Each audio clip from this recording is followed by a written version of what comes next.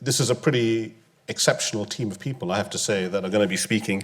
The deal is this: the panelists will each speak to us for about up to 10 minutes, I guess, and most of them have slides, I believe. After which we will have them sit up in the front, and we'll open this thing up. And so I hope that you'll engage actively in the discussion. Great. Let me please then introduce our first speaker, who is Julien Bertrand. He's the Vice President and Team Lead in Sustainability Methodologies and Analytics at Allianz Global Investors. He's just getting mic'd up in true celeb style, and then he'll be up and running.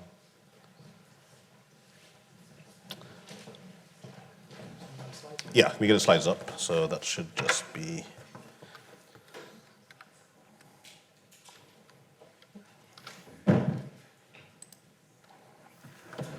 Julien, please. Thank you.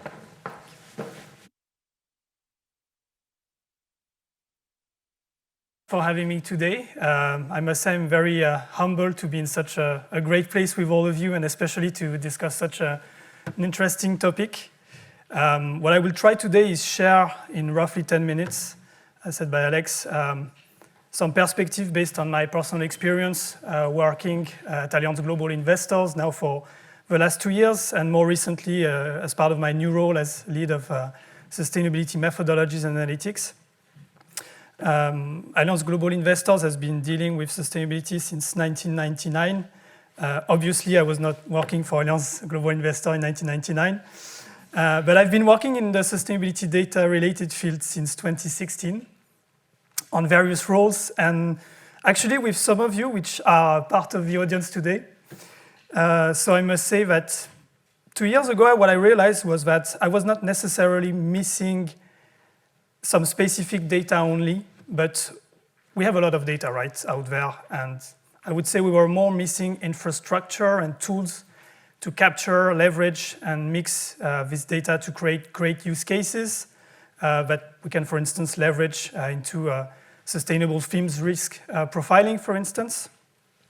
So yeah, that's basically what I want to talk to you about today. And I mean, I'll try to support also answering questions that this panel is raising and share again how I see things evolve. So mainly focusing on current NLP techniques, which are useful for an asset manager, but not only, first.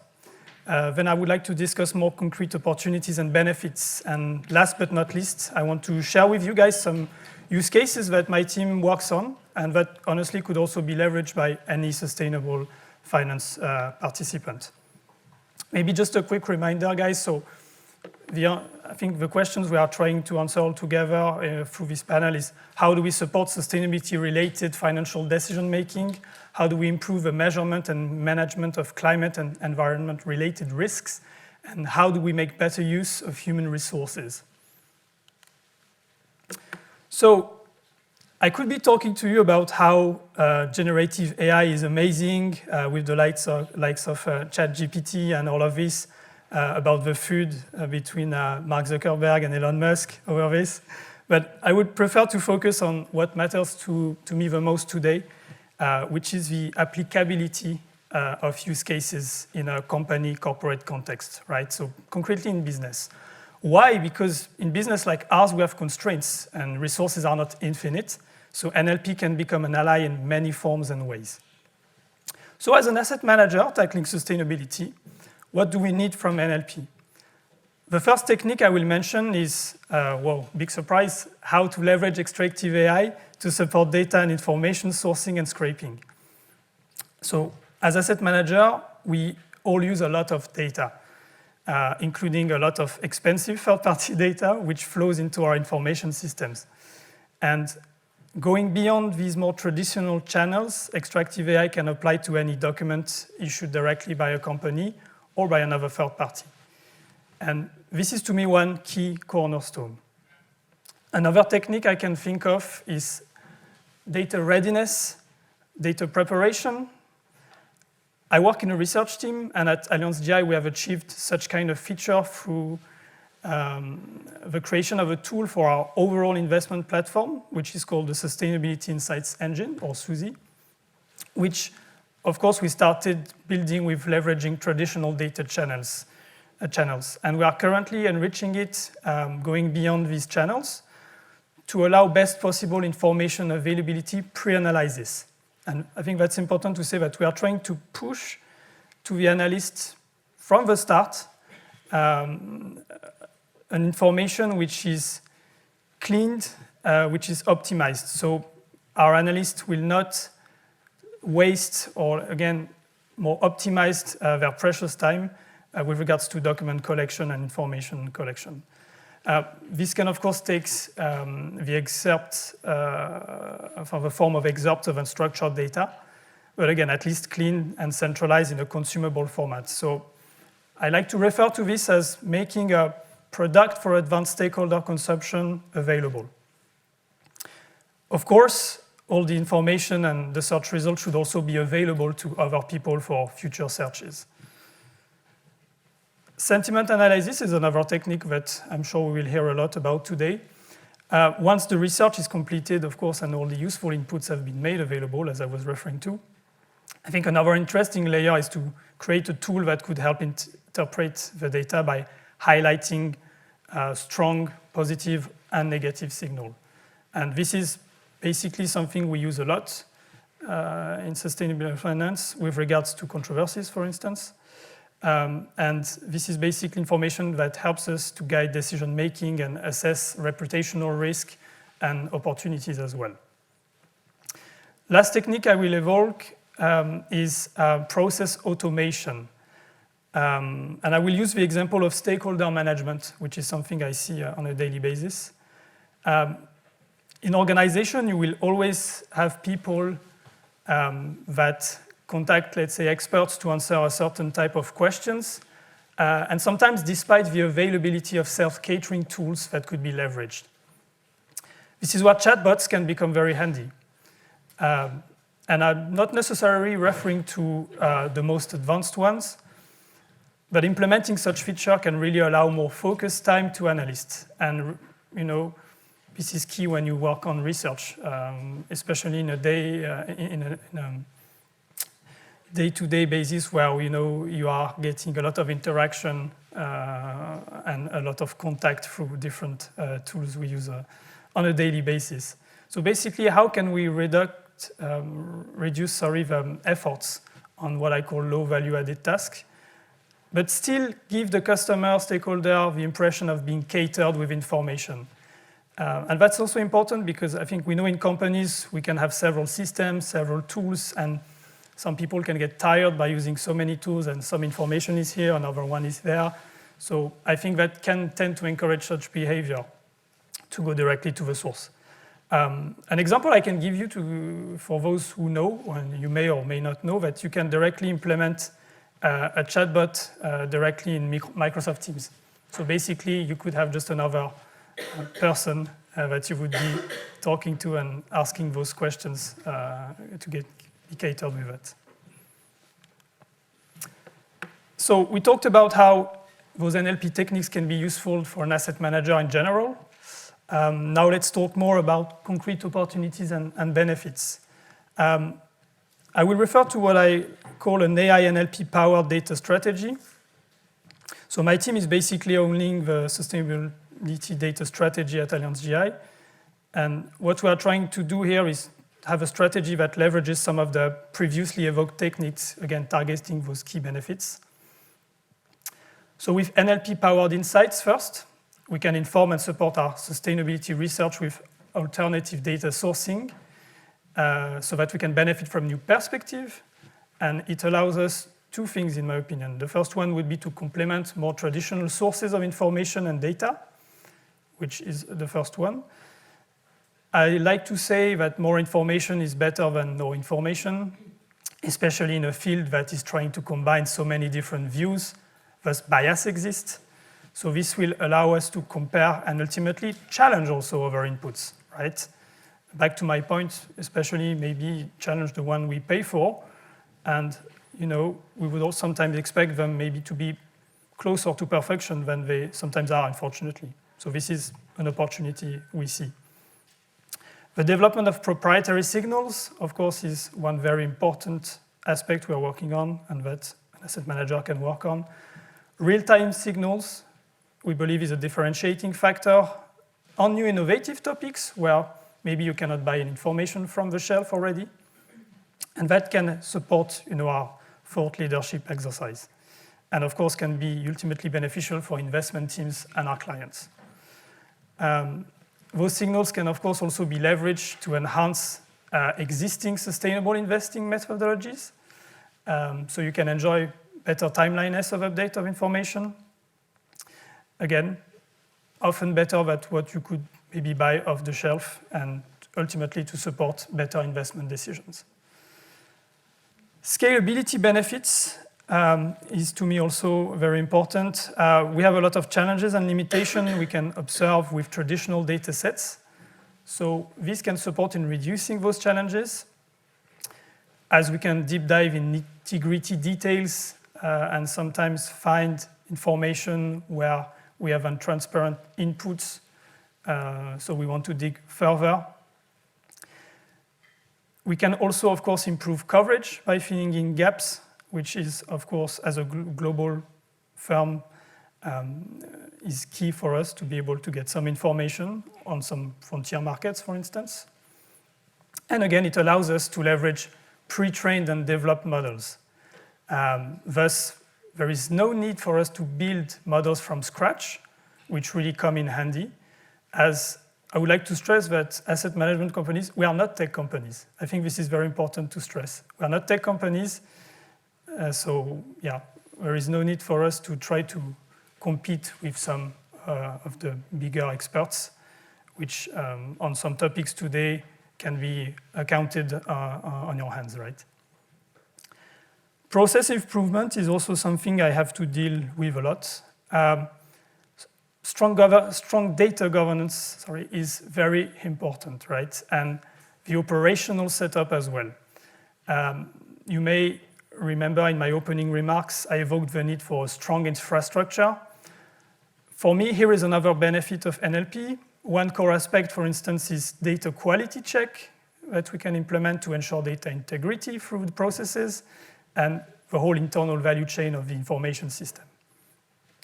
So this is where we can leverage anomaly and outlier detection, which is one way to improve that, which if you combine with efficient text analysis, pre-trained recognized models with proven track record and a scalable infrastructure, you can really enable efficient and robust data processing that ultimately will lead to be more reliable, stable, and provide consistent results for us. I will end my presentation today with something I wanted to share with you. So 2 examples of use cases. The first one is quite an obvious one and a common application. We already heard the term BERT as a model. Common application which leverages NLP to detect and create signal that translate into flags related to company controversies. So in the sustainability space, of course. So we developed a classification model that screens thousands of news articles daily and also uses text samples that we obtain from some of our data providers, some NGOs and other sources, which are used as training data for the classifier, which we can refer to as an ESG BERT. The second use case is related to one of my favorite personal topics, so biodiversity. We are working on a biodiversity alert signal through an analysis of companies' operations in biodiversity or environmental sensitive areas. This is an example where NLP can support geospatial data by helping to extract, analyze, and understand location-related information from textual data. And this use case actually leverages the Oxford Spatial Finance Initiative, so kudos to you guys, and provides us access to some specific sector facilities, spatial data, which are each renowned for having a significant environmental footprint. From another provider, we will source power plant location, from another one, toxic substance facilities, etc.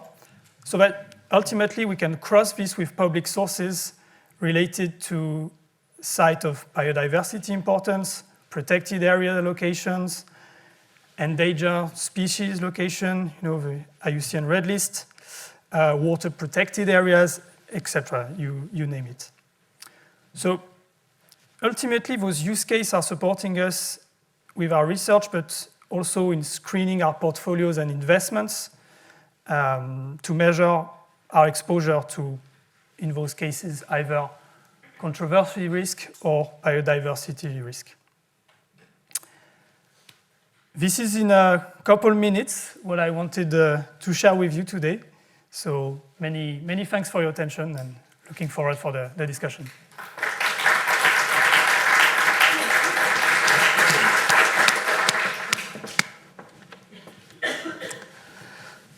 Thank you so much, Bertrand. Lots of questions that's triggered for me, but I'm sure we'll get to those. It's my pleasure now to welcome Dr. Michal Nachmany to come and give her presentation, if that's all right. I think you're plugging your laptop directly in, aren't you? So let me make sure that's all working. I'll sort that out. I'll do that for you. It's very exciting. just pop in. I'll do it. Do you want to just check the laptop? Yeah. You can hear me okay, right? Yep, that's great. Great. Hi, everyone on Zoom as well, or on the Zoom recording if you're listening to us later. I was really ill last week, so my voice is still not great, so apologies. I'll be drinking throughout.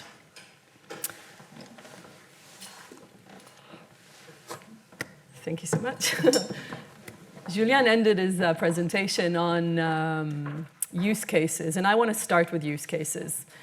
Because without use cases and without having a really clear reason to doing things, I count myself in the fortunate crowd that used to call themselves academics. Many of you still do. I'm kind of in the hybrid space. I'm visiting at LSE still. We really love research for research's sake. But when we talk about sustainable finance and about moving money around for the energy and climate transitions, of course, there's space for innovation and for doing things because we think that they should be done and who knows what will happen with them. But if we don't anchor them right away in the use cases, this is important. All the disclosures in the world are not worth anything unless they influence decision-making by those who can move money around. And I think that's a really important starting point for us to start with. So I wanna share a little bit of my experience and a lot of our mission going forward in how data about climate law and policy, and I'm going to use that word or that expression very liberally, how those things can move decisions. But I'm going to start with the generic premise that everything that we are trying to do and everything that NLP could do is find out who's doing what and does it work? Because those are the things that help us ask, where can we move next? And the wealth of information that is out there, and there is growing information. I think, Marcus, you cited 80% of the data now is text. I think 31% of World Bank publications were never downloaded once, and 87% of them were never cited once. So what we do with this data and how we use it is equally important, because generating data is not useful in itself. And there's a give and take between asking organizations to manufacture data and then it going into the big chaotic abyss of whatever, internet databases, very expensive third-party sources that many organizations buy, and actually using the bits that we need in order to make decisions. So that's kind of just a setting the stage, because we have a lot of information out there. Finding it is the main thing. Finding the important and the relevant bits, not just saying, oh great, now I have this huge library of stuff that I can look at. And of course, now that I found now that we found the data, we also have to read it and digest it and make sense of it. So for a good part of the last, I want to say 15 years, I was engaging with two main types of audiences who want to understand who's doing what and what works. The first type is policymakers, and those ask, what are the policies that we need to do in order to move to move this world to where it needs to be? The energy transition, the industry transition, the transportation transition, the food systems transition, the adaptation transition, all of those things. We need policies and laws for all of them. And in knowing that we need laws and policies for all of them, there's those who make policies. I think my next slide, let's stick on this slide and I'll go back in a second. We need to make the laws and we need to hold those making the laws to account, right? So we can say, why didn't you? Not how can you?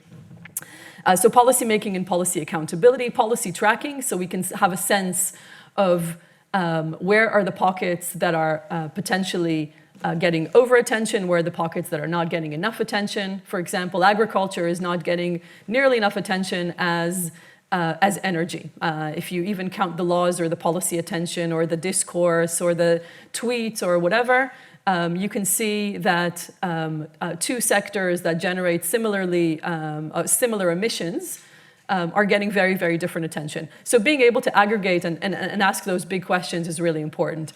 Asking, are we dealing with floods where floods need to be dealt with? Are we dealing with capacity building where capacity building needs to be dealt with?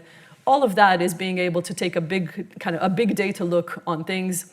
And obviously, as a lot of our information is data, being able to see that information and extract patterns from it is really important. And finally, and probably most important for this day, I use the term risk modeling as a common lens for financial transactions. So anyone, corporates, investors, lenders, insurers, are asking themselves, what are my corporates, assets, portfolio companies subject to in terms of laws, policies, international commitments? What are their obligations, for example, a disclosure or changing up their supply chains or using or not using certain technologies? But also increasingly, the question of liability risk is starting to be integrated into this. Liability risk as in, are you likely to be sued based on your activities? Are you likely to be taken to court because you're not fulfilling your regulatory obligations? Investors are starting to ask themselves those questions. Are they violating their fiduciary duties? There was a first lawsuit against McKinsey a couple of weeks ago for their alleged responsibility, I should probably say at this point. Pregnant pause. For advising 40 out of the 100 fossil fuel companies that are responsible for 70% of emissions, and what narratives are spun around that. So the ability to understand policy is really, really critical for that. And I'm using policies. Policies are laws, they're strategies, they're corporate policies, they're international commitments in the forms of NDCs, for example, and so on. A lot of text locked in ugly PDFs. That are the enemy of humanity, as we all know, as NLP practitioners who are trying to read them and make sense of them and ask, this text in 2 columns, does it go this way or that way, right? These are really, really, I'm describing these kind of really simplistic problems, right? I mean, we should have solved PDFs by now, but these are real barriers to action. These are things that mean that those who need to read the information are probably not reading them, that we are staying locked in silos of information. We only read documents in the language that is accessible to us. We only read documents that are machine readable, and if it was scanned sideways, then we can't read it. So there's quite a lot of very, very practical problems that go beyond NLP, of course, into kind of a broader engineering and data accessibility and shared data infrastructure question. But really what we're looking for is very, very similar things. So all of the people who are responsible to make decisions here are asking really the same questions. So Climate Policy Radar, we organize and analyze and democratize data on global climate law and policy to support evidence-based decision-making. And that is with a very, very clear view of supporting very specific use cases. But when I speak with investors and ask them, what do you need in order to make decisions? they answer surprisingly similar answers to the policymakers are asking, how do I make better policy? Because everyone will be interested in finding out what sector are we talking about, and what are the relevant technologies, and what are the relevant policy instruments, and what are the relevant, is it scope 1, 2, or 3, and what are the relevant governance arrangements, and what are the relevant impacted groups, and what is the relevant level of commitment? Is it aspire to reduce our emissions, or is it commit to reduce our emissions? And that whole arc that language analysis allows us to do today. And I'll talk about our tools by demonstrating them to you. But before that, I'll say that what we are doing is we're building this shared infrastructure that is designed with use cases in mind, to start with as a generic platform with very, very explicit collaboration. I'll even say radical collaboration here, and with an open invitation to extend that radical collaboration to anyone that we're not already collaborating with in this room. I think there's quite a few that we are already. Of actually working with the people who are making the decisions. And why is that? It is because those are the people who understand what are those elements and building blocks of the questions that we're asking, and those are the people who understand what is the format that they want the answers in, so that can actually plug into their decision-making mechanisms. One of the better examples I think I have for this, and this is something that we're not yet doing, but how does data feed into decision-making?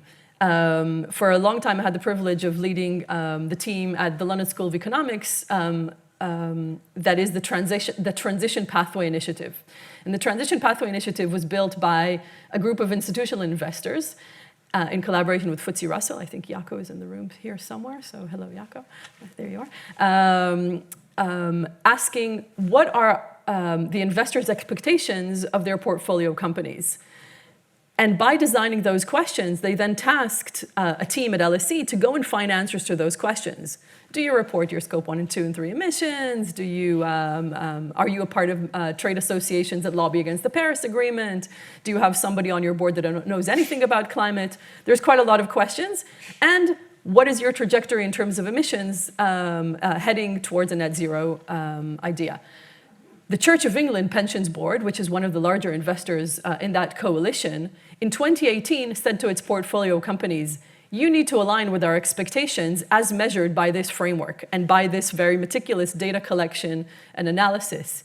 And if in 5 years' time you won't be aligned, we're going to divest from you. And 2 weeks ago, they did. They divested from 7 fossil fuel companies, including Shell and Total and BP, who were not aligned with the trend, right? These are the names, yeah. Just checking so I don't say anything horrible on the record. And that is an example of how data that is not just like one of those 700 indicators that we are so busily collecting, but a very, very specific framework. Here's your 14 indicators or your 17 indicators that we want answers to, and if you don't tick those boxes, we will do X, Y, Z. So that ability to construct that use case is really critical. So what do? 3 things.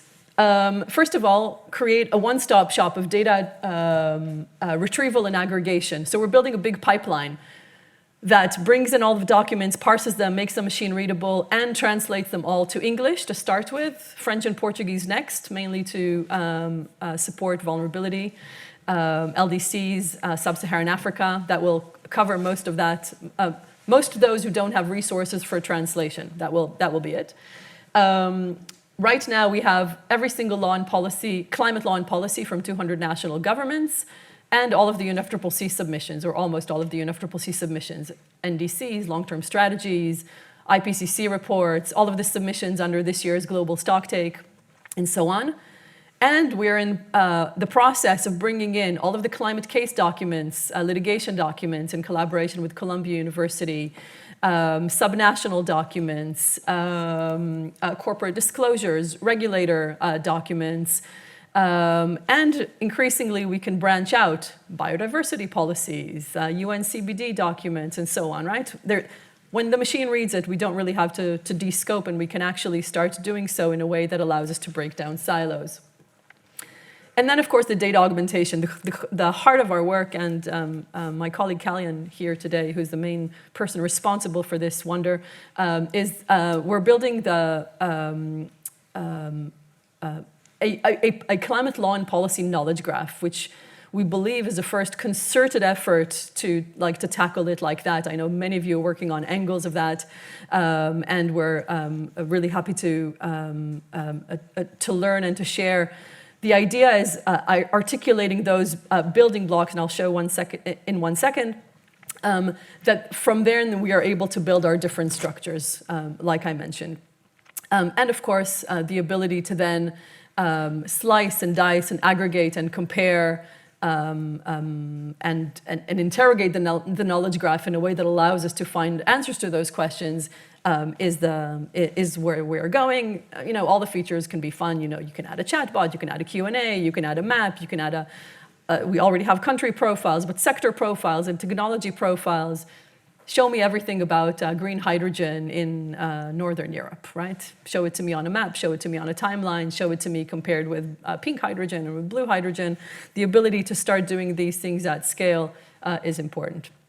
Our current interfaces are web-based public interfaces, and our data sets, our code is of course open source because collaboration, and because it means that we can do innovation and collaboration faster, and because of climate justice, so we don't lock ourselves to those who can pay, but rather those who need the data. And we are planning a public API and also potentially bespoke layers, so you can bring in your own repositories of documents on top of the public documents, bring in your own classifiers or co-develop them with us, but everything to sit on a common infrastructure. The hope is that we move conceptually towards kind of a cloud-based approach, as in, instead of everyone having a generator in their backyard, we have a grid. And we all plug into the grid, and then we can have our own bespoke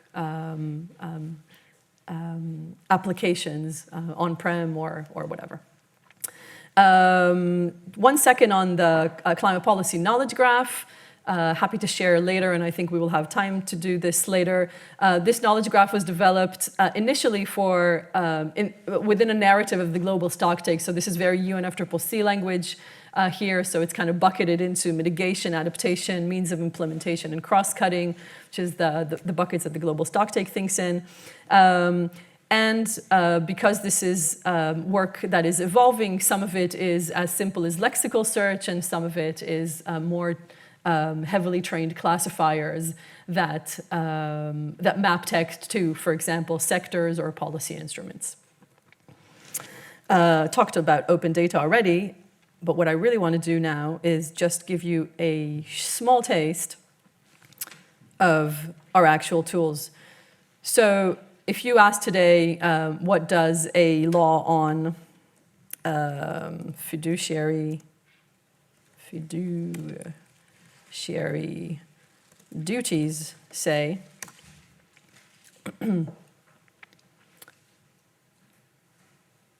this is the bit where you pray to the gods of the internet.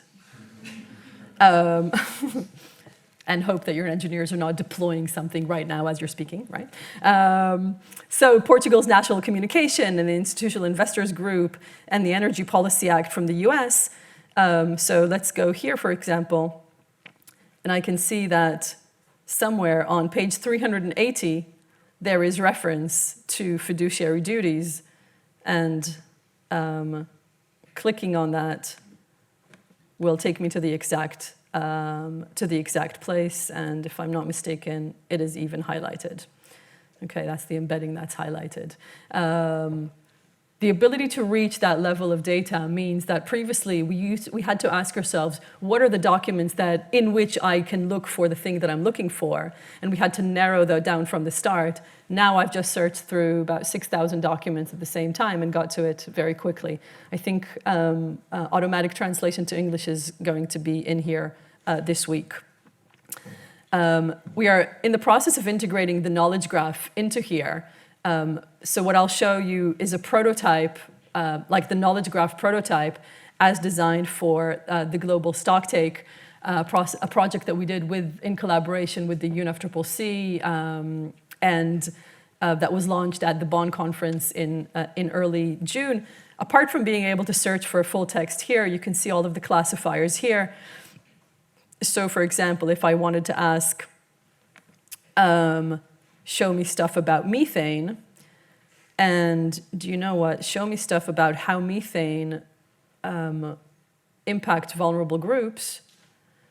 We can see methane here, and we can see indigenous cultures here. Right now, co-occurrence in a passage, later rolling up to document level and asking how do certain themes appear or co-occur in places. You can also see that children and methane, I think if we scroll down even more, then CH4 comes up, because obviously this is not a keyword search, but rather I think methane, a greenhouse gas, is a lexical definition, so there's a mini taxonomy behind the scenes there. The ability to start asking what are those elements that appear in the text, and how can we roll them up into answering our big questions, can automatically translate, extend your imagination to some of the use cases that we're thinking about for sustainable finance. An asset manager will have a checklist of, do I want to continue investing in this? Do I want to price this differently? What are the questions that I'm asking, translating them into those building blocks, and then being able to wrap them up or roll them up into one. Just a little kudos to the team. This is many of us, not all of us, but many of us who have been working on this. We're a team of engineers, data scientists, and policy experts. We're London-based. We're not for profit. I think that's worth probably mentioning. And we are very happy to collaborate with all. And thank you so much.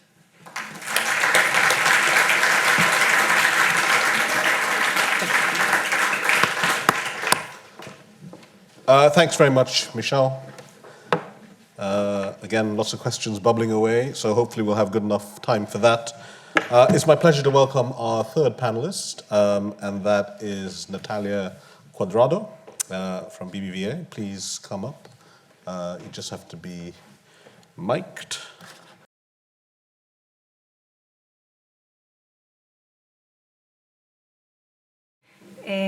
I'm part of the advanced analytics teams within the corporate investment banking unit at BBVA. And what we do is understand business problems and translate them into advanced analytics and data-driven solutions. It's very important for us that we work in multidisciplinary teams, working together with experts from various disciplines. And this combination of expertise is what allows us to find creative and impactful solutions. In order to have a broader context, I think it's important to mention that sustainability is one of the priorities for my company for many reasons, but a very relevant one is that we are members of the Net Zero Banking Alliance. This means that we are committed with emissions reductions, both in the mid-term by 2030 and in the long term by 2050. An immediate consequence of this is that the growing importance of sustainability is recognized in many projects and initiatives. And some of them can be effectively addressed using natural language processing techniques, and others may need different approaches and tools. The main use case that has been analyzed till today, they have mentioned it before here, but it's a very simple one, but very relevant at the same time. And it's about extracting data from ESG reports. for a bank, understanding how companies are behaving and how their competitors are behaving in the environmental, social, and governance domains, as well as gain insights into their strategies is key. So the vast amount of information that we have in form of PDAs, images, websites, and so on, provides us with a valuable resource, but however, we face here the challenge of dealing with a lot of unstructured data, and one way to access it more efficiently is using natural language processing techniques. Of course, this can provide us with valuable data that can be used later in other analysis. What we can see here is the index of a sustainability report from a big energy company. As you can see, there are only 4 pages only for the index, and the whole document has about 300 pages. For a human being, it's very difficult to process all the information that is available here. And this is only one report from one company. So if you want to analyze all the companies from the energy sector, for example, the task is getting more and more complicated. This is an example of an experiment that we have tested with some of the previous documents, like the one I have shown, in which ChatGPT was used to extract metrics and answer some questions of interest. This could potentially result in important time savings, as it eliminates the need to read hundreds of pages and reduces the operational risks involved too. So the flow starts with the transformation of the document into an image. After that, there is a tool used to differentiate the different parts of the document, such as titles, paragraphs, text, images, tables, and so on. And then an OCR, an optical character recognition, can be used to transform these different parts into text strings. And we can then generate embeddings to analyze the problem from a more mathematical point of view. Finally, the questions are made to ChatGPT, and well, we can find some correct answers and some of them not. This is only one example of one question that was made using ChatGPT to the previous document. In this case, the answer was yes, because a fine-tuning was applied to the model in order to obtain simple answers like yes, no, or don't know, or only the number of the metric that we are looking for. But it's interesting, as we have seen in the previous presentation, that if you need more information or you want to check that if the answer is correct, it's possible to recover the page or the paragraph that ChatGPT or the model that you are using used to answer this question. In this case, the answer was in page 212 in the underlined paragraph that you can see in the picture. So to sum up, while developing this experiment, many good things arise, such as the time-saving factor, be able to build structured data from different kinds of documents or data sources. For me, it's very interesting, the operational risk reductions too. On the other hand, there are some disadvantages or barriers that you have to consider while conducting these kinds of experiments. First one is when using public models like ChatGPT. You have to know that the inputs that you give to the model are used to continue training the model, which is good because the model are becoming better. And this can be a good solution when you use public documents, like in this experiment. But if you want to solve a problem where you have to use private or confidential data, it might not be the best solution. Another thing is the technical limitations or issues that you could find while using these kind of tools, such as token limitation in ChatGPT, or when using OCRs, sometimes data that are in graphs or tables are difficult to extract. Another important thing is sensitivity on how questions are made.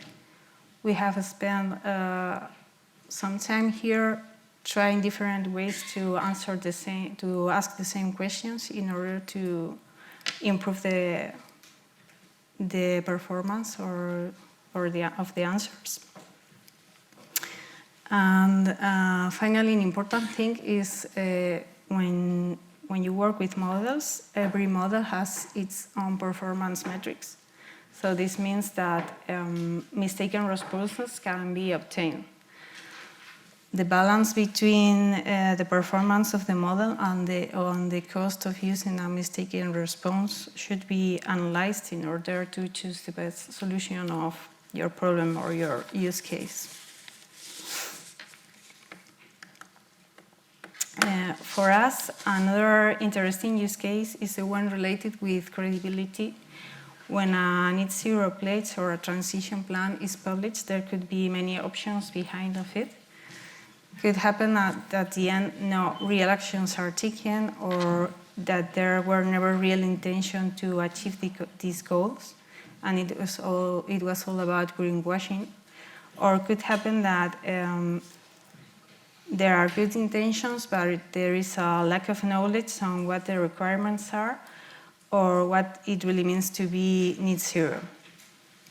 The United Nations has published a report discussing about this problem, and there are 5 principles and 10 recommendations proposed in order to have a common definition of what a credible transition plan is. Natural language processing can be used here to determine if a pledge or a transition plan is aligned with these principles and recommendations, and establish, for example, a rating or a scoring before reading the whole document of how credible the pledge or the transition plan is. Finally, this is only one example of the 10 recommendations that are provided in the United Nations document. Obviously, for each recommendation, there is a more detailed explanation. But summarizing in this case, what the recommendation is to have short, medium, and long-term absolute emissions reducing targets. And it's clear that NLP can be used in a long document to check if these 3 goals, 3 targets are included. And this can be repeated for the other recommendations. So this is a quick view of what a financial entity may need from NLP in sustainability projects. So thank you very much for your attention.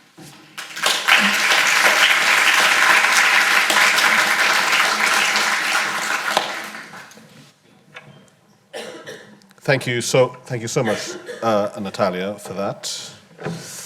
More and more questions bubbling away, I've got to say. But anyway, so our final panelist, those of you of a certain age will be familiar with this name, if you like The Cure. Just me then, is it? Fine. It's my pleasure to welcome Robert Smith from Clarity AI to close out these first speaker sessions. So first of all, I'd like to say thank you very much for the invitation to be part of this great panel. It's been a nice surprise to see some familiar faces here. So not only is it, for me, great to be part of something to do with NLP and sustainable finance, but I actually did my undergraduate degree here in Pembroke College, Oxford, so that's been a nice bonus for me as well. So I work for Clarity AI, and we're a fintech, a scale-up, if you like, with just over 300 employees. We were founded in 2017, and we produce a tech toolkit to enable investors to be able to invest more sustainably. And we leverage AI and machine learning to curate what we think is the best quality and highest coverage data set. And we have these partnerships with London Stock Exchange Group, Deutsche Börse, and BlackRock and SoftBank. So you'll be pleased to know I can go a little bit more quickly because all the great panelists before me have obviously overlapped a lot with what I was going to say, which is great. So I'm going to focus a little bit on this use case of extracting data from sustainability reports. So as has been mentioned previously, this information that we want to get out of sustainability reports is often buried in very long sustainability reports, and it can appear in tables, graphics, infographics, or free text that needs to be interpreted in some way. So for example, just to determine the percentage of women on the board, you might need to actually work out whether John, Jane, and Fred are male or female names. There's no standard for electronic reporting yet that's been completely implemented. Obviously, we all hope that there'll be a trend towards that. And in any case, there's always going to be some reported items which will be in text form, and these need to be interpreted, perhaps converted into a sentiment or a yes-no answer. And of course, we have a number of regulations and standards which all have different requirements, and I do hope there'll be some kind of standardization of the standards, but at the moment it's creating a lot of work. And so the other thing I wanted to mention was not only is it interesting to look at corporate documents such as sustainability reports, but also there's a lot of information in the news. So in particular, these PIEs, Principal Adverse Indicators, they depend on controversies which may be reported in the media. So that's on the data side. And then on the model side, as everybody is very aware, there's been some rapid advances in NLP over the last 5 years, I would say, going from rule-based approaches to embeddings, which are effectively ways of translating text into numbers in a way that conveys some information about that text, to discriminatory models or classification models, like somebody mentioned BERT earlier on, to these so-called generative models, think ChatGPT. And I think what's been really surprising to many people has been the ability of these generative models to multitask, so they can be trained on a simple task, predict the next word in this sentence, and you can ask them questions about almost anything. There's also been a huge increase in the amount of open source models that are available. This, of course, may change at some point. It may start to become more and more closed, but at the moment we're in a really, really interesting point in time where it's possible to get hold of models that cost hundreds of thousands or even millions of dollars to train. And of course, one of the challenges that's been mentioned already is that generative models by their name make stuff up, right? That's what generation means. And they're also, to some extent, black boxes, so it's a little bit difficult to understand how they came up with the answer they came up with. Or you can always ask them, but then you're into the same thing. So there is also a risk of greenwashing. So this example here is an example with an image where this single pixel here has been added, and it's enough to confuse the image recognition model into thinking that that's not an African elephant but an ox. So this is an adversarial attack, and similar things can be done with text. In fact, if you think about it, this is something that's already the case. You may read a policy in a document that says, we are aligned with such and such policy, not we are certified by such and such body. So it can even confuse human beings, let alone models. So this is something I think that we have to be cognizant of. So I'm going to talk about a couple of use cases, just sketch them out a little bit. These are things that we actually are doing in Clarity AI already. One is this pipeline where we get hundreds of thousands of news articles a day, and we automatically detect whether they contain a controversy or not. If they do, we figure out which companies are impacted by that policy, which out of 40 different sustainability-related controversies this is, and then determine the severity associated with that controversy. And so this is something that we're already doing. We're using mainly encoder-type models or discriminatory-type models like BERT, as you can see over there. But we're also finding that there are applications for generative models in this pipeline, especially as there's some aspects which are more require more of a semantic understanding of the text rather than just a simple classification. I'll touch on that in a little while. And then another use case that we have is, this is more extracting metrics, as has been alluded to a few times today. We, in Clarity AI, classify metrics into two types, quantitative and qualitative. So a quantitative metric is something like number of tons of CO2 emitted in scope 3 or whatever. And a qualitative metric is a yes-no answer. Does this company have a policy in labeled wood or in forced child labor? And so we have a similar process for both types of metrics. We've actually put more effort on the qualitative side because we think that this is more of a subjective and more specific to Clarity AI, because you need to define exactly what you mean by a policy. So it's not just enough that those words are somehow mentioned or the text appears to be talking about that policy. You have to check that it really does comply with the policy and tick all the boxes. So that seems to us something that is worth us investing our time in, whereas the quantitative extraction, we can leverage much more open source models and even managed services to basically collect data in the most cost-effective way. We do not pretend to do that without humans, of course. We don't believe that it's possible, at least not yet, to be able to do this task completely with models. So there's always a human in the loop. And in Clarity AI, because we're a relatively small company, we're able to work in a very, very sort of tight iteration with subject matter experts, with data scientists, with models, and with agencies, in such a way that not only do the models help the humans, but the humans help the models. So, for example, we can use the models to directly extract a metric, and the models can say, I'm very confident about this result. Or there are cases where the models say, I'm not so confident about this result, and we might be able to use it as a double check. We might be able to use it as a priming for the collector. Say, we think the value is this, or look in these paragraphs. So there are different ways we can use the models depending on how confident they are, but it is very important that the models not only predict the value, but they also give a reliable confidence score.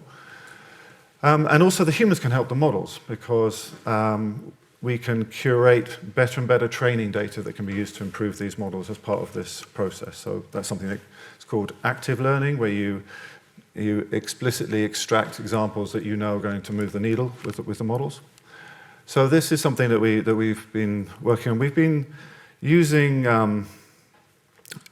encoder-type models for the last 3 years, I would say. I think about 3 years. And of course, now with these decoder-type models, the generative models, that's becoming more and more of a thing. So I wanted to talk a little bit about that. I mean, it's really, really new, I think, for everybody.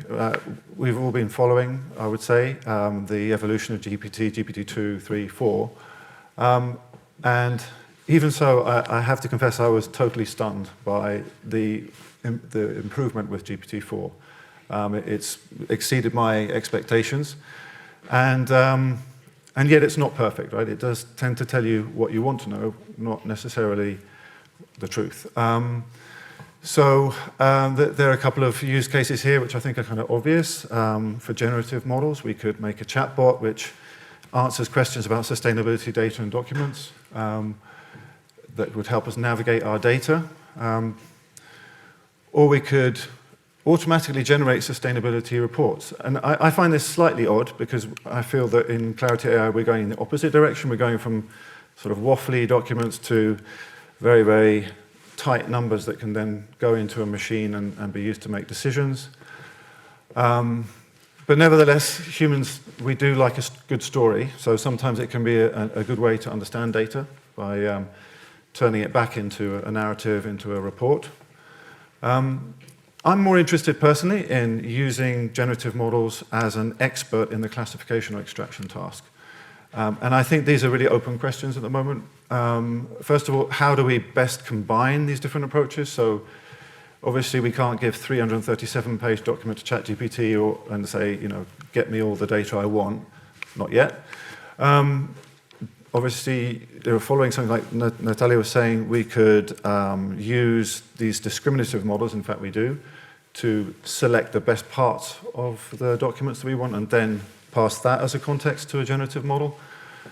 But there's also, I would say, let's not throw rule-based approaches out of the window either. I'll just outline an approach which has been made quite popular by Snorkel, if you've come across them, which they call weak supervision, which is an interesting way to combine rule-based approaches and data-driven approaches.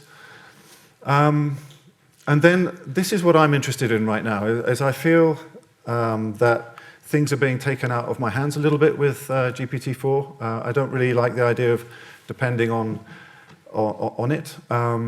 And it is being used for many, many different things, which is, again, amazing. But can we somehow specialize these generalized models for our tasks? And what's very interesting at the moment is there's a huge amount of activity in the open source community. If you search on Google, if you haven't seen it already, a very interesting, supposedly leaked internal document from Google called Where is Our Moat, I think. Or We Have No Moat. That's it, We Have No Moat. I would search that up. I think that we're able to, in the worst case, hang on to the coattails of these open source developments and keep our hand in the game. And in the best case, actually collaborate with them and help drive this forward. So my aim really is to put the human back in the loop. And by the way, you may have seen Bloomberg GPT. This isn't my favorite approach. I think it's a very, very expensive approach. In my view, it's a bit of a publicity stunt. But it's certainly interesting. And I think that more can be done just by fine-tuning, existing models. There's some very good ones around, like Falcon, which has got 40 billion parameters and is, more or less manageable. Anyway, just to finish, I want to come back to the question, which is, what do sustainable finance practitioners need from NLP? Is it accuracy? Is it coverage? Is it timeliness?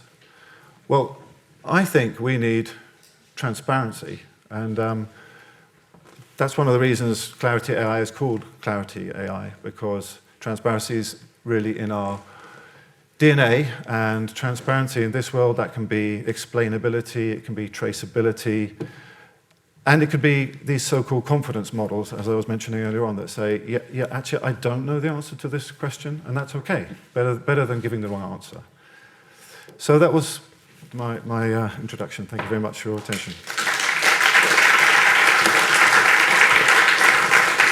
Oh yeah, can we get some more water, actually? Thanks very much, Robert. Could I invite the panelists, please, to come and take a seat? Sit where you like.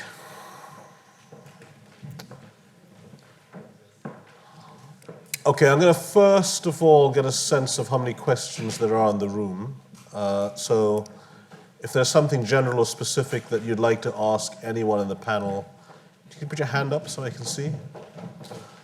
I've got at least one. So let's start with you, madam, with the blue scarf. Thank you so much. Thank you very much. Actually, would you mind a sec? There's a roving mic. And if you'd be so kind as just to say who you are for the video, that would be super. Thanks very much. Thanks a lot. You hear me? Yeah, perfect. Okay, Thank thanks you. a lot. Very interesting. I'm Sylvia Ruprecht from the Federal Office for the Environment in Switzerland. I work in climate policies. I'm one of these policymakers trying to work with the financial market actors and also hopefully to regulate them at once. So it was very interesting to learn from me, and I would ask the question differently, not just what the practitioners, sustainable finance practitioners, need from a natural language processing, but what needs the world.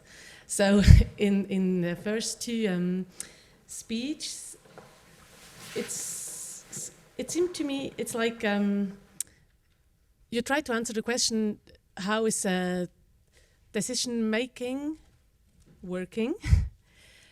But do you feel that it really can make a difference, so that you really use the data at Allianz, and when you have it, what you showed, so what do you decide with? Are you really doing a decision then that helps the world, or is it just about mitigation your financial risk? And we know from our research that it doesn't translate necessarily into a transition into a better world. So is it the main question we should just answer it the other way around, or is it other data we need, or other approaches? So that's to the first speakers. And to the second, Natalia and Robert it was. My question is about comparability, because I was in a jury with a French award on climate-related disclosure. There it was not artificial intelligence, it was done hand by hand. And what we detected was very sophisticated reporting, very sophisticated disclosure, but no comparability between the different reports of different insurances or banks. So really hard to decide as a client, as a policymaker, what the ambition is really, and how credible it is and how comparable. So more on right questions and decision making, and more on comparability for the others. Thank you very much. Those are really thoughtful questions. So, on your first question, are you interested in the saving the world part or the decision-making part? I think it should be exactly the same, because as Markus Leipold said in the beginning, we see a lot of action, but we see it doesn't correlate with what the world needs. Okay. So in the Paris Agreement, we decided that finance should not just align and follow the markets, but has an active part. So how do we link that? Great. Okay. Thanks. What are we going to do? Should we just go in this order? If you want to just pick any part of that question that you'd like to respond to, please go ahead, Natalia. Okay. From my point of view, I think there are both visions in private companies. I have seen people that really want to make the difference through these transition plans or through these different goals and metrics. And of course, I think that we cannot forget that private companies are private companies, and they want to earn money, and they want to be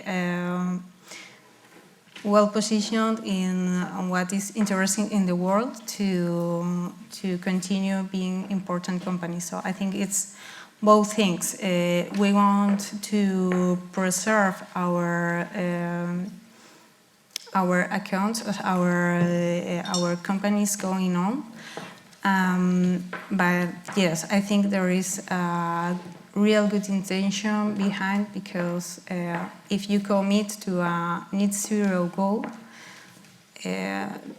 this means that you have to do big efforts in order to lose some deals that could be really profitable for us, but they are very bad for the planet. So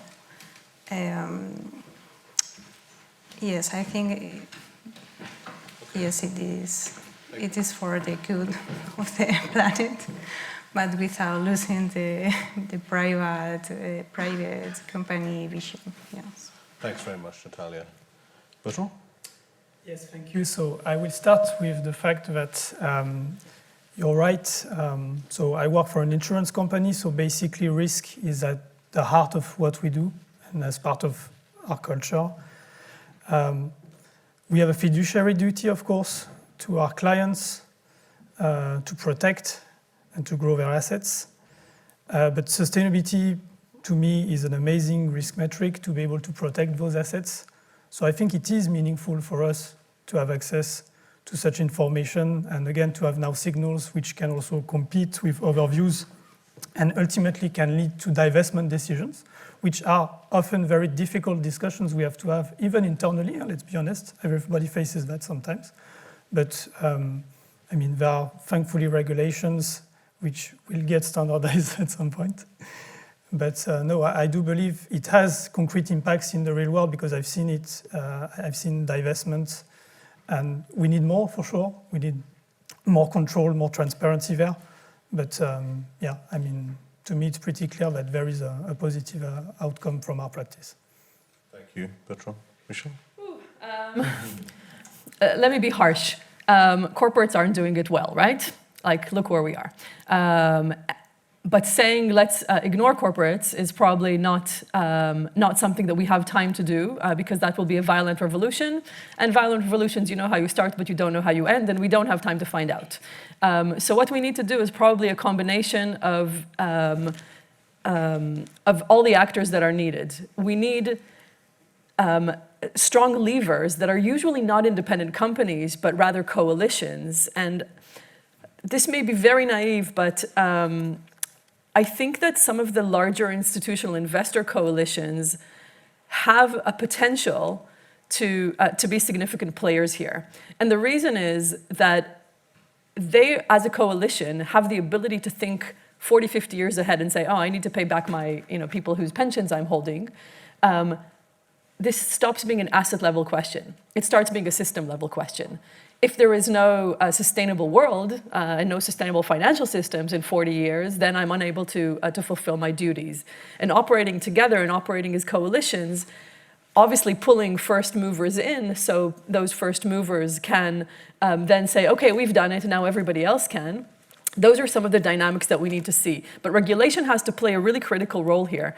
And which is why we're so heavily focused on public policy to start with, and corporates as an addition, and we didn't start with corporates because we could be moving deck chairs on the Titanic forever on like who's disclosing, on who's doing this and who's doing that, but actually while the entire system is sinking. The voluntary disclosures that we are seeing en masse is a really fun exercise for everybody. It gives everybody something to do. It gives everybody something to write about in their glossy PDFs. It's all very nice. What is it doing if nobody's making decisions based on it? So I think we really have to think of this combination, and especially I'm going back to the liability risk. The actual public policy and litigation risk are starting to be very, very pertinent elements in sustainable finance as corporates, investors, insurers, banks are seeing them. And I think with that, I'm going to answer a part of your second question about comparability. Because comparability, again, if we look at this like plethora of disclosure frameworks, we could say, oh, but you're making me disclose these 14 things and you're making me disclose these 27 things. What can I do? It's an unreasonable burden on the corporation and so on. But actually, when you move to public policy and to regulation, these things are anchored and standardized. So it's a much more dramatic lever to pull if you go down that route. Again, not instead of, but I think that is the trajectory that we should be looking at. Thank you. Rob? Yeah, I mean, I would say that it's hard to say whether measuring is enough. It clearly isn't just enough, but you have to start with measuring things, right? You have to start there. And I think that, as with Heisenberg's uncertainty principle, if you measure something, it changes the thing you're measuring as well. And I think that's where you enter into this kind of loop. You make a regulation, then people adjust to that regulation. In some cases, they're adjusting to it in the way that you intended, and in some ways, in an unintended way, or greenwashing it, whatever you want to call it. So I think it's a process, and it has to be very, very tightly linked, just like my human in the loop example. But I really think it is absolutely key to measure things as clearly and objectively as possible. But it's also key to see that the behaviors that we want to be seeing are actually happening. And I mean, from a personal point of view, I used to work in a trading desk where I had to make kind of internal policies that were linked to regulations. And the guys on the trading desk would reverse engineer all my policies and find ways to make money.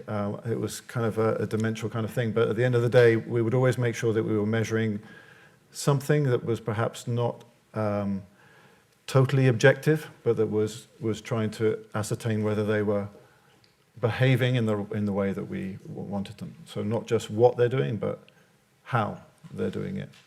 So just long story short, I think metrics are really important, but it's easy to kind of reverse engineer them in some cases.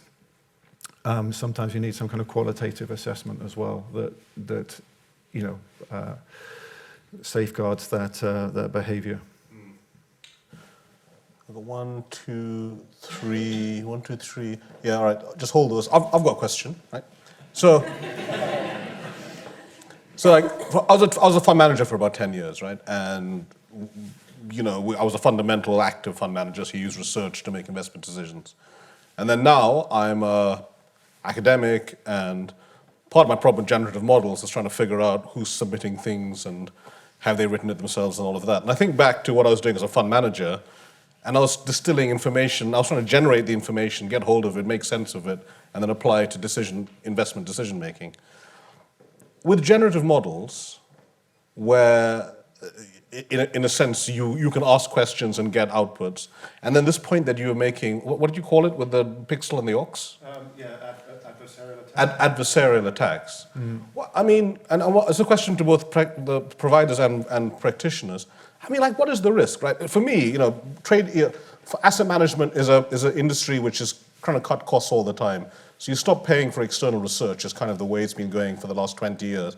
So all of us, and I've got friends, everyone's looking for a hack, right? How do you get stuff quickly to make investment decisions in uncertain environments?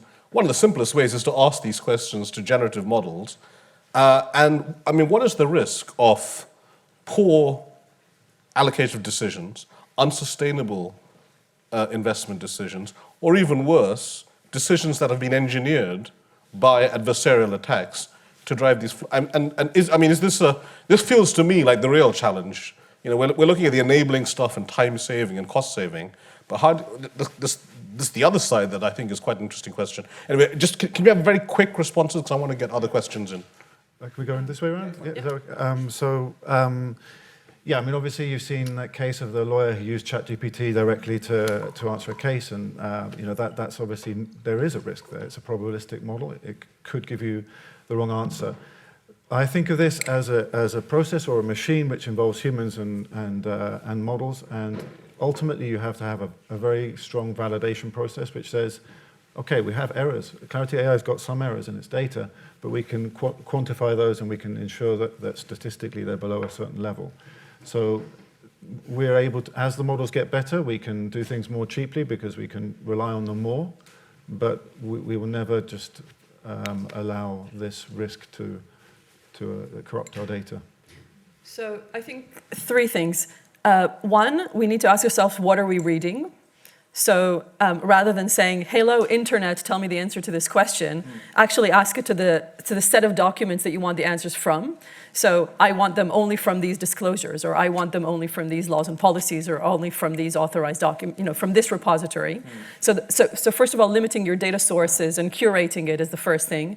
The second thing is citability and traceability of the generative model to the source.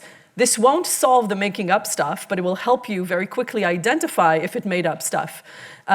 We have a prototype that I'm happy to share later that summarizes why you got results on a search query that says, here it is, and it cites to the direct sentences in the policy. So you're very able to, like footnotes, so you're able to check, does the summary actually say what you said? And the third point is about the adversarial attacks. And to me, I'll start from the solution to that. The solution from that is open sourcing and open dataing as much as possible, because that puts everybody on a level playing field, which means everyone can, theoretically at least, and hopefully around building communities and practice communities, we would be able to identify those things very quickly. But we really need to remember that what we have now is a reality where we have adversarial attacks, where we have fossil fuel companies who are paying for disinformation and misinformation and for limiting data sources and so on. And there's a huge power dynamic right now that is completely against us who want less emissions and more resilience in this world. The ability to open this up actually will go a certain way to correcting that. Thanks. I'm glad you're bringing this topic, and I was going to mention, like you did, Robert, it has already materialized the risk in the law sector because of that, with the outcome we all know. Now, I think thanks to having also proprietary approaches, you can, as you say, have trustable sources, so you put human back in the loop in a sense that you have this validation of sources up front. And yeah, I think this is a good opportunity that we have here, but yeah, there's definitely, the risk is clearly very high. And I mean, we are starting to see also less usage, slow but less usage of ChatGPT apparently recently. And yeah, I mean, it's important again to stress that firms will also be and are already quite reluctant. There are policies in place on what should be the usage of generative AI, like ChatGPT. So we are probably starting also to reach that kind of debate now, because since the beginning of the year, it was all about this, let's say, honeymoon phase with ChatGPT, and now we are starting to see also the risk that we have. So I agree with all that they have said. From my point of view, the risk is high too, and these models of these generative models should be just a tool that humans use to make the decisions. But really, the humans has to be the ones to make the decisions or decide the paths that we want to build. Because as we have seen all the presentations, we can obtain bad responses or mistaken things. So this should be a tool in order to gain time or look faster for the information that you need in order to make your own decisions or build the... Yes, I will let you guys speak, but it's interesting because these are kind of normative responses, saying how humans should respond or ought to respond, not to break it. But the reality is they don't, you know. Like there's an interesting tension between what you're saying. Like I was an alpha searching fund manager, which meant that it didn't make sense. I want to find information that not everyone else is using. I'm definitionally going to not look at the rule-based, pre-vetted, codified reference stuff because I won't find alpha doing that. I'd find it from somewhere else. And I can just tell you, in the real, you know, from people that trade stocks, that's how they generally think. So I think these issues are kind of an interest. Anyway, I'll get off my soapbox. Questions? One there, sir. I'm going to take the three. I'm going to take sir, madam, and then the guy in the pink shirt, if that's okay. The gentleman in the pink shirt. You first. Oh yeah, thanks. You wouldn't mind just saying your name and then. Yaku Kuroshi, Global Head of Sustainable Investment Research at the London Stock Exchange Group. First of all, congratulations to the team and Ben and everybody that has been kind of working on this. This is very timely. Very excited about this new initiative. I think there's been this kind of question about what does sustainable finance need from NLP here, and I think the short answer is help. Right, sustainable finance is an area that struggles, particularly with data. We don't have much time. There's a huge pressure to innovate, and NLP is one of those foundational tools that can help us to deliver on what we really need to do here. I think we're one of the largest providers of financial infrastructure in the world. We do a lot around NLP. I'm not an NLP expert, but we have over 100 people that are NLP specialists working, and many of them are actually touching on sustainable finance. But I think I just wanted to leave you with one comment, that what we really need is help with the very simple things. So when we're looking at NLP, it started off with things like True Value Labs and you know, it's like kind of these secret alpha signals, and that's all great. And if you're a hedge fund, I'm sure you will appreciate. But for the finance industry as a whole, we need help with the very, very simple things. Things like show me all the companies that are involved in alcohol production. Or go and fetch me all the carbon emissions as they've been reported, whether you believe them or you don't believe them, but go and bring them to me, and then let me do my analysis on top of that. So it's those kind of challenges, I think, that we need to get to, and NLP and sustainable finance have kind of started dating, but we need to get to the point that we're actually delivering results together. So more comment than a question, but thank you very much. Thanks for that. There's a sort of product market fit iteration session coming up, it sounds like. But could we have a microphone over here? Oh, you don't need a yeah, you better take the microphone better. Would you mind just saying your name as well? Thank you.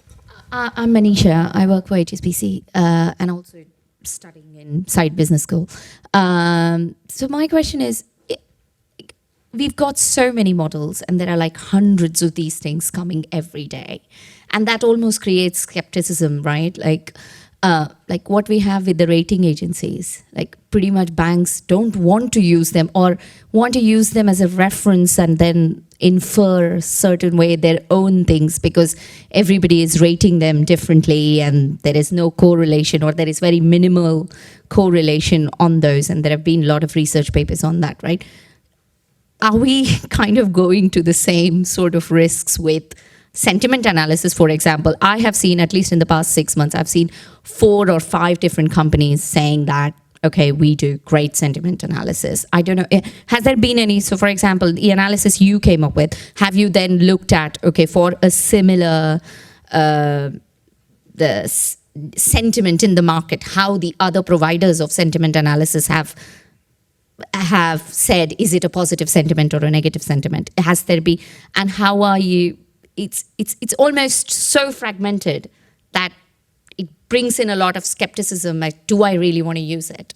And that's where I think the Bloomberg-like GPT models give a little more confidence because they are in this business, been in this business, they understand all the financial jargon and everything. So hopefully the assumption is at least that they have trained their models to interpret those jargons and ambiguity in a better way than like an open model would have done, for example. So how like, especially I think I'm talking to the companies more than the academia side of it. How are you, is this just another product? What's the differentiator here? And what do you see as how all it is going to converge? Because otherwise it's not going to be usable, right? With a lot of big institutions. Great, thank you. So so relates to that question of comparability. Do you mind just passing the microphone behind you to the one more back? Was there another question in that round just before? Was it you, sir? Did you? No? Okay, sir. Hi, my name's Rob. I work for USS Investment Management. My question was sort of on the boring side of the operational nature of things, and I think linking in a couple of things that have just been said. I work for a company that's historically a very traditional approach, and trying to bring them along and speaking to the security concerns around things like ChatGPT and bring our information security team along. And there's a lot of knowledge out there at the moment, but there's not much understanding. So trying to bring everyone along. I thought just a kind of the simple question is, what's the hook? Kind of, we need to get people reading this information more. We need to get it in front of them in that accessible way that you described. As a an information provider within my organization, what's the one thing that I could kind of go back to my team and say, look, guys, this is what we're going to put together that's going to get those analysts to go into this tool and search for this and going to start making their lives easier so that next time we can build the next thing that provides them with more information and kind of bring them away. What's that? What would you say is that one thing that you've either already built or are thinking about building that really is going to give me that sales pitch to my internal teams to get them looking at this? Yeah, super question. So, I mean, these are all interconnected questions, right? These all talk to the same kind of issue. Help is needed. what's the USP, what's the differentiator, what's the incremental value in this stuff. We're on time, so I'm going to ask each of you to please make your remarks really short, a minute or so. Which way should we go? Let's start, Michal, with you today. Why not? Jaco, thanks. I think you're right. We have, and I'm answering kind of both of you together. We have a lot of models. We have a lot of decision makers who are asking these questions. I think the NLP practitioners right now sit underneath all of that. We provide the data that you can then plug into your models. We don't replace you. We serve you so you can then ask the right questions. Potentially by our work, we will help you find that there is a missing part to your model, or that there's, you thought that it works that way, but actually there's a couple of other questions that you wanted to ask. So we can't fix it all. I think it's really important to say that. NLP can't fix it all. The discussion and the questions that we've asked here today kind of go to, what does sustainable finance need in order to be better? But I mean, the whole how do decision making patterns work, that's bigger than this conversation, I think, and it's important to scope it at that and to say, we can provide data that can feed into modeling. But with that comes a second part, and I think that's really critical. In order to understand, do the models work, we need to ask not only who's doing it, but also does it work? So we need a chain of, okay, there is a disclosure. What does that translate into the real world? And that's just a big data, multivariable kind of question that has been so complex that we've shied away from answering it until now. But if we start asking, what are the different flavors of policies, and what are the companies' performance metrics, for example, over time, or what are the systemic or emissions drop when you introduce an intervention of some sort, and so on, we're starting to, then we might start being able to recognize what are the models that are more useful or less useful. Now, that's a bit visionary. None of us are doing that yet. We're starting to provide the data that will go into that, and we need to start somewhere, and starting with who's doing what and mapping the interventions or the policies or the disclosures is a necessary first step in that. And finally, Rob, to your question on accessibility, I think different users consume data in a different way. If I'm a policymaker going into a meeting, I need a one-pager in font 15, right? That I can read in 5 minutes, and that it's highlighted, and that I know exactly what my key 2 anecdotes that I can regurgitate are. And if I'm Jaco, then I need a CSV or an API that will plug into my systems with the metrics mapped onto my systems, that allow me to say yes, no, yes, no, yes, no. And at the end of the yes, no, we do a complicated weighted calculation, and out comes the whatever the number, are you in or are you out of my passive index, and so on. So different use cases will need different outputs. So I don't know how your team works, but we can talk about that. Julien, you want to go? Yes, I think, thanks for your point, because I think we have to be humble, and that's what I was also trying to convey as a message, because we need help and support from NLP. I personally love the fact to have different signals from many providers. I mean, sustainability data is, to some extent, not an exact science. Not some are, right? But some are not. So I personally love to be able to combine this information into one system, so that I have a one-stop shop for let's say, for my portfolio managers, etc. I mean, let's think of all the burden that a portfolio manager has to deal with on a daily basis, all the compliance-related work, all the financial data analysis, and now the sustainable data analysis on top. So this kind of, let's say, place where you can cherry-pick the most meaningful metrics is something key to build. So I would really need more than 1 minute to discuss this topic with you, so I'm sure we can take this offline. But yeah, just a couple of words. Natalia, is it? Yes. In my case, what I see in my company when I work with all the people that is trying to lead the sustainability strategy is that they really don't know what to do, because they have too many inputs, too many information from different data sources or from different reports. There are the regulatory things too. So yes, I think that the simple answer is help, and these tools are trying to find a way to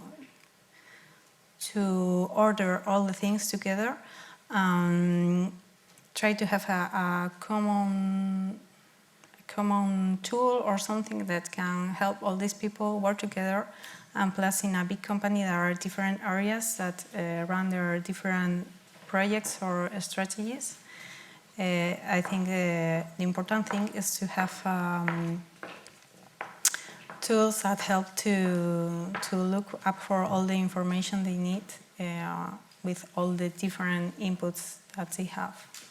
Thank you, Natalia. Robert, last word to you. Yeah, I'd like to take the point on sentiment and on decision making. So, I mean, just quickly in Clarity AI, we don't do sentiment particularly, but the nearest thing is probably severity of a news article. And we have, a very objective kind of definition of what we mean by severity. But it's not really a signal for a hedge fund, for example, not at the moment. But in my previous company, I used to work in IHS Markit, which is now part of S&P Global. We did produce signals.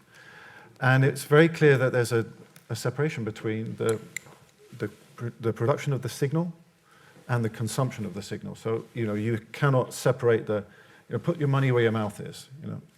If you're going to take a decision, you have to be fully responsible for that. You can't, we couldn't sell signals that say you should buy this or you should sell this, right? So it's just an extra piece of data. So what we're doing is we're condensing a lot of information in a number that you can then put in a machine. How you use that is up to you. So I don't like the term AI. It sounds magical. I don't like the term machine learning either. It sounds anthropomorphic or whatever the word is. I think of it as automation. It's just, and sometimes when I'm discussing, like in a potential use case with someone in the business, I'll say, imagine you had an infinite number of 3-year-olds with an infinite amount of patience. What would you do with them? Okay, well, I said with infinite patience, right? But that's kind of like the idea. So it opens up, interesting ways of looking at data, like the sort of slightly apocryphal case of counting the number of cars in a car park from satellite imagery and using that as a signal. I don't know if that really is useful or not, but it's quite a good illustration of what you can do with AI that you couldn't do by hand. So, yeah, that's how I tend to think of it.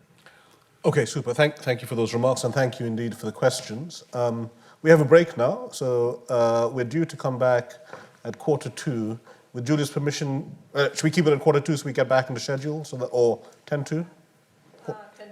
10:02 is fine, so you've got about 20-ish minutes. Thank you all for your attention, and could you please just join me in thanking our speakers in the usual way. Thank you very much.